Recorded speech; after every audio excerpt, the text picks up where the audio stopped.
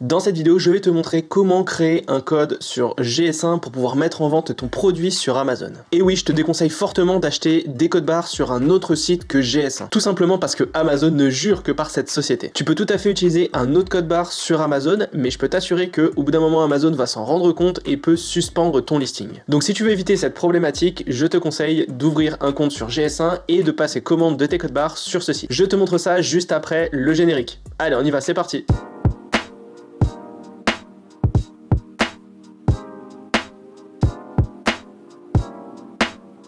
Salut, c'est Romain, bienvenue sur ma chaîne où j'aide les jeunes entrepreneurs à développer leurs revenus en ligne.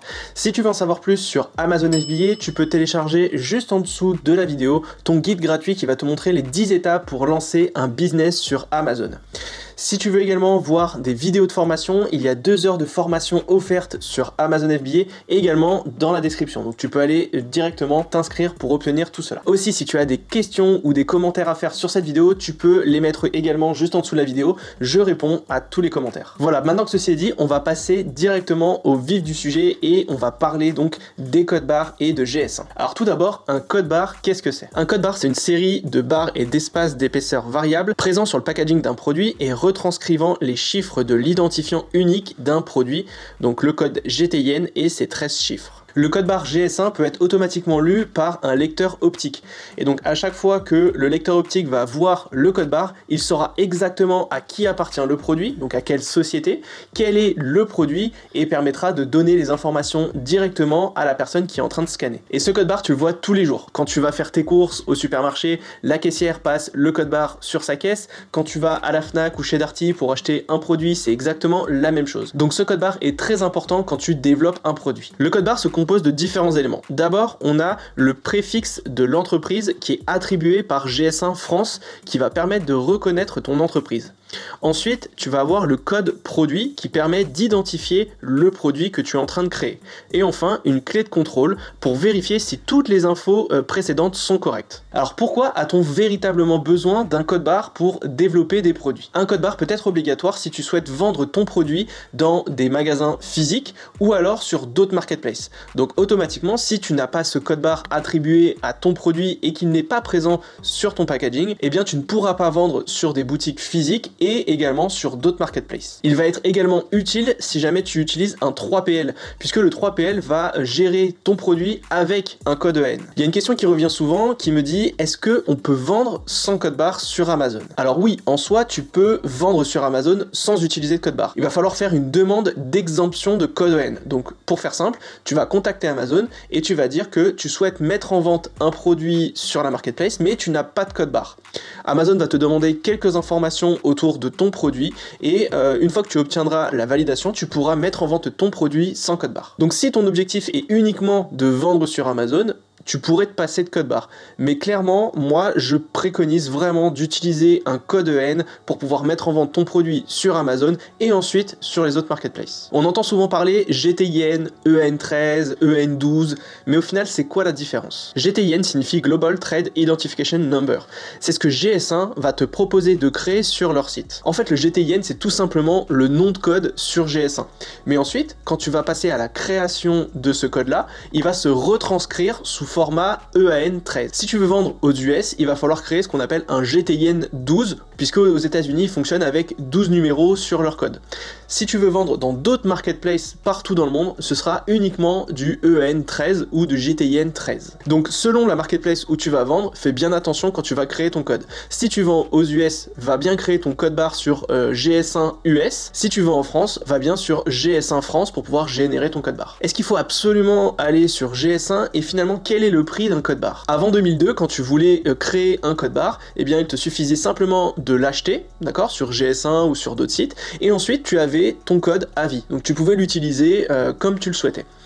Mais finalement, GS1 s'est dit, mais comment je peux faire pour créer un business rentable sur le long terme? Parce que finalement, une fois que les gens l'ont acheté, après, ils ne me reversent plus rien, donc il faut à chaque fois trouver de nouveaux clients.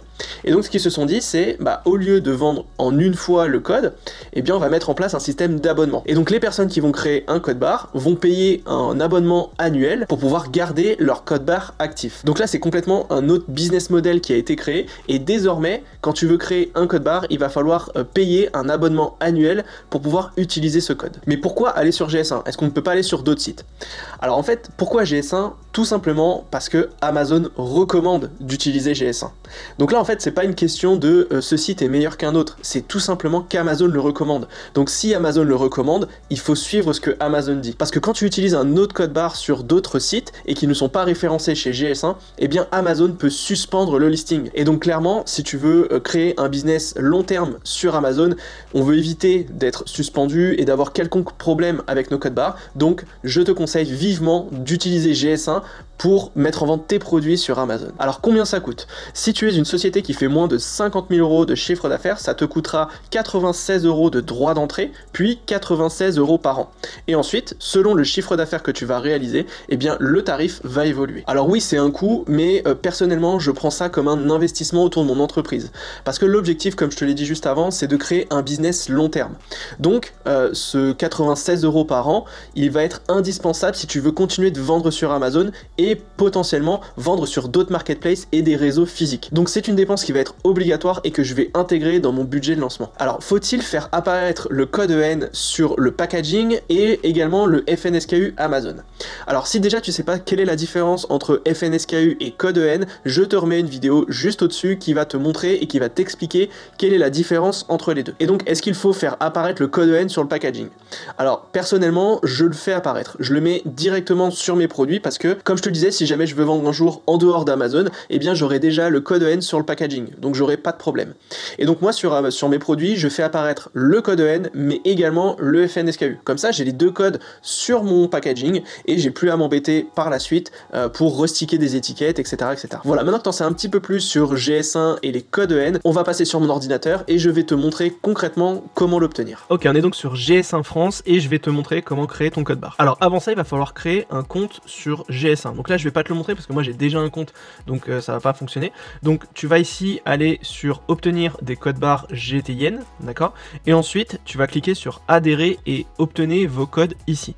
En cliquant sur ce petit bouton, tu vas pouvoir créer ton compte. Donc il va falloir indiquer tes identifiants, ton email, principalement ici. Ensuite, toutes tes informations autour de ton entreprise. Donc tu vas avoir le SIRET, etc., etc. Donc il faudra bien sûr mettre toutes les informations autour de ton entreprise. Ensuite, en étape numéro 3, ils vont te demander tes besoins. Donc combien de codes barres tu vas avoir besoin pour développer ton activité. Alors ici, il va falloir faire une estimation, mais tu peux prendre par exemple 500 codes barres, ça suffit amplement, puisque un code barre correspond à un produit.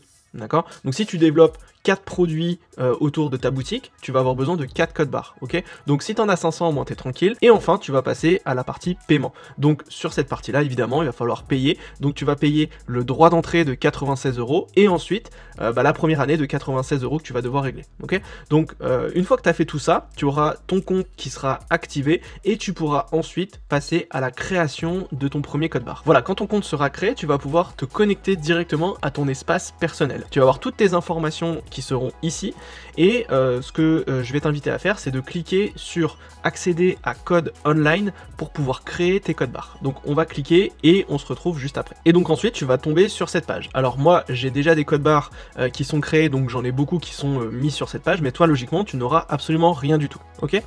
Et donc ce que tu vas faire, c'est cliquer ici sur nouveau et tu vas pouvoir créer un code barre. Donc on va cliquer et on va créer un GTN. Ici tu vas dire que tu vas créer un code barre de ta propre marque. Ensuite tu vas devoir choisir la catégorie du produit.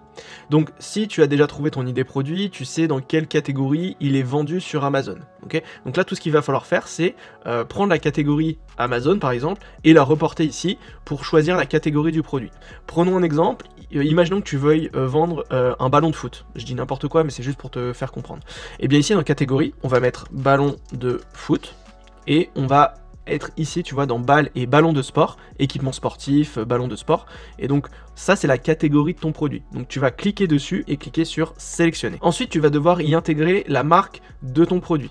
Donc pour rappel, nous on fait une stratégie de marque. Donc c'est à dire qu'il va falloir avoir une marque déposée à l'INPI pour pouvoir mettre ton produit en vente sur Amazon. Donc ici logiquement tu vas créer ton code barre après avoir déposé la marque à l'INPI. Ok, donc le nom de la marque tu le connais déjà et donc tu vas mettre le nom de ta marque. Donc là je vais mettre juste marque. Tu vas choisir le pays de vente. Donc on va principalement être sur la France, mais si tu veux vendre également sur d'autres pays, eh bien tu peux l'ajouter ici.